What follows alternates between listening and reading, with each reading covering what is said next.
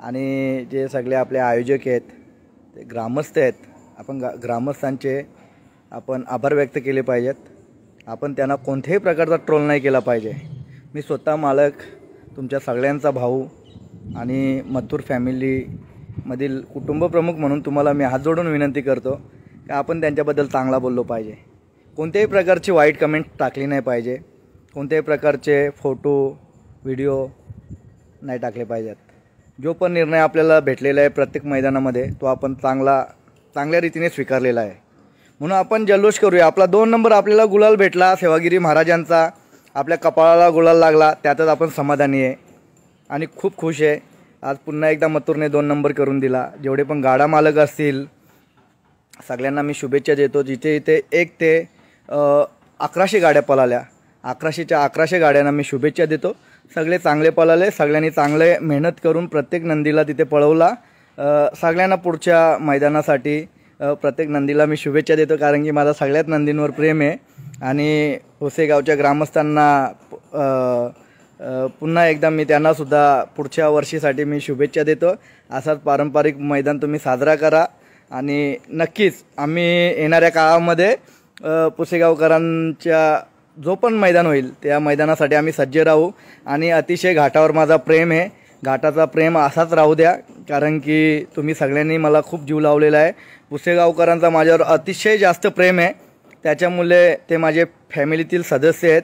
कोणत्याही प्रकारचा असा वाईट कोणीच बोलू नका। जर तुम्ही माझ्या आणि मथुरचे कट्टर फॅन फॅमिली कुटुंब असतील तर प्लीज रिक्वेस्ट आहे सर्वांना, कारण की त्यांनी मला माहिती आहे मैदानासाठी किती मेहनत करावी लागते।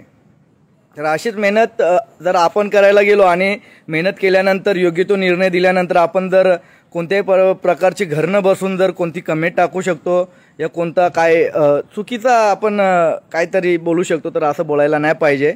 कारण की ते दिवस रात्र त्या मैदानात त्या शेतीवर उभे राहून आपल्यासाठी मैदान साजरा करतात, मैदानासाठी ते मेहनत करत असतात। आणि सेवागिरी महाराज हे आपले देव आहेत। आपले कुठेतरी कोणत्याही प्रकारचा कालबोट ह्या मैदानाला लागू नये यासाठी मी आज तुमच्यासमोर लाईव्ह आलेलो आहे। कारण की कालपासनं थोडा तब्येत पण बरोबर नव्हती।